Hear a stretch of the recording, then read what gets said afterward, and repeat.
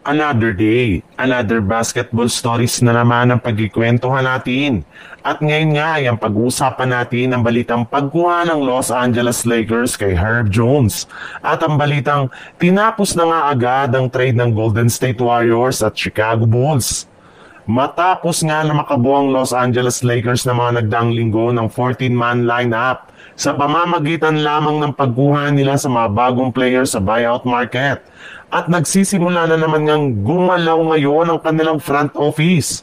Sa katunayan, nagpapapirma na nga sila ng mga training camp contract sa kanilang mga bagong players na kinabibilangan nila RJ Davis, Eric Dixon at Arthur Kaluma.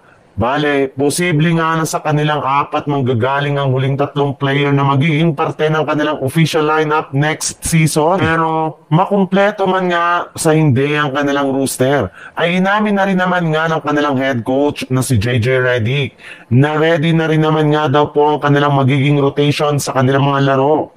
Sapat na rin naman nga daw po ang kanilang mga bagong key players para mas maging competitive sila sa Western Conference. Pero ayon rin naman nga sa kalalabas pa lang na balita, hindi rin naman nga dyan nagtatapos ang move ng Lakers dahil ikinumpirma na nga ng isang NBA insider na binabalakan pa nilang kumuha ngayon ng pangatlong center. At isa nga sa mga target nila dito ay si Herb Jones mula sa New Orleans gamit ang kanilang mga player na sina Rui Hachimura, Gabe Vincent, isang first round pick at isang second round pick.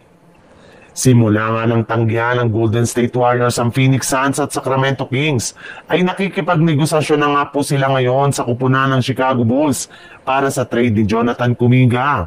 Sa katunayan, may ilang mga trade scenario at proposal na nga ang kanilang pinag-uusapan. Kagaya na lang ng pag-offer ng Golden State Warriors sa Bulls ng isang trade package na binubuo ni na Jonathan Kuminga at Buddy Hield para lamang makuha si Josh Giddey ngayong off-season. Ngunit, hindi rin naman nga nagtagal ang ganitong usapan matapos tanggihan agad ng Bulls ang alok sa kanila ng Warriors. Ayon nga dito, mas gusto nga daw ng Chicago Bulls na kunin si Moses Moody kesa kina Jonathan Kuminga at Buddy Hield. At dahil nga sa hindi pagkakaintindihan ng dalawang kupunan na ito, ay magpapatuloy pa nga sila sa kanilang negosasyon sa mga susunod na araw hanggang sa magkasundo sila sa isang off-season. Ngunit ayon nga sa isang NBA insider, malabo rin naman nga daw na magkaroon pa ang Golden State Warriors at Bulls ng trade sa mga susunod na linggo. Lalo pat, limitado lamang nga ang kanilang ipinang-o-offer sa isa't isa.